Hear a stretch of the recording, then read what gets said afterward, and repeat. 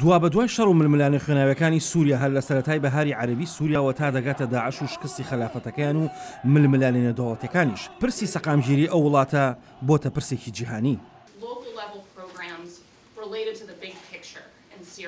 بڕوانە ئاستی ئەو پرۆگرامە خۆجەیە بە پەیوەندی لەگەڵ وێنە گەورەکەدا لە سووریا. لە تەواوی ئەو شەڕ و ئاژاوانەی سووریا لە 2011ەوە تا سەرەتای ئەمساڵ من دەمەوێت دوو پرسیاری گەورە بکەم چۆن ئەو پرۆگرامە ناوخۆیە پەیوەندی هەیە بە ئاستی باڵای سیاسەت و استراتیژی ئەمریکاوە لە سووریا. هاوکات ئەو پرۆگرامە ناوخۆیە تا چەند پەیوەندی هەیە بە بارودۆخی ڕاستەقینەی تەواوی سووریاوە لە ڕووی سیاسی و ئاساییشەوە. ئەڵنگارەکانی ئاشتەوایی و سەقامگیری لە بەردەم ڕکابەری استراتیژە جیاوازەکانی رووسیا و هاوپەیمانەکانی ئەمریکا و هاوپەیمانەکانیدایە.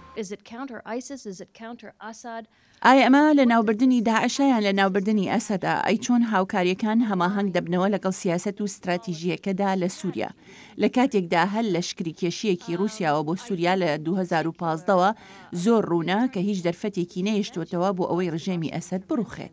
کەواتە هەنگاوەکانی ئەو سەقامگیریە سەختە پاش جەنگێکی 7 ساڵە و پڕ ململانێ و ئەکتەری جیاواز. من لەو باوەڕەدام چارەسەرەکە وەکو پارچەکردنی بسکت نییە. دەبێت باشترین شت لازمۆنی ئەفغانستان و عێراق بەکاربهێنین. ئەمە شتێکی دیکەیە، بەڵام سووریا پرسێکی دەگمەنە. لە چەند کەیسێکی ئەفریقا و باشووری ڕۆژهەڵاتی ئاسیا دەچێت. ئەمە شێوازەکی نوێی هەڵسوکەوتی دەوێت لەگەڵ شارستانێتدا.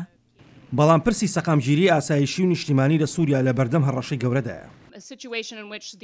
ئێمە ئەومان بینیوە بارودۆخی ئاسباڵا لە لەشکری و بەرپرسی ڕاستەقینەی ئاسایشی و شەڕی بە گەورەی پرسی سەقامگیری ناوخۆیی قڵب کردوتەوە. ئەمریکیەکان پێیان وایە ئەمانەوە لە سووریا لە پێناو سەقامگیری ناوچەکەدا یەکێکە لە استراتیژە گەورەکانی ئەو وڵاتە. لە ئاڵۆزی ئەم شەڕ و ململانەیەدا ئەگەر بیر لە هەڵبژاردنێکی دوولایەنە بکەیتەوە ئایا بمێنینەوە یا بڕۆین من دەڵێن با بمێنینەوە و ئەوەی لە تواناماندا بێت دەیکەین. ئەمریکیەکان دوا بەدوای شکستی داعش و خەلافەتەکان بیر لە سەقامگیری ناوچەکە دەکەنەوە. بەڵام ڕووسەکان دوا بەدوای ئەو شکستە بیر لە بەهێزکردنی ڕژێمی ئەسەد دەکەنەوە. تورکیاش هەڕەشە لە کورد و هاوپەیمانەکانی ئەمریکا دەکات. ئاسۆ جەبار، دەنگی ئەمریکا.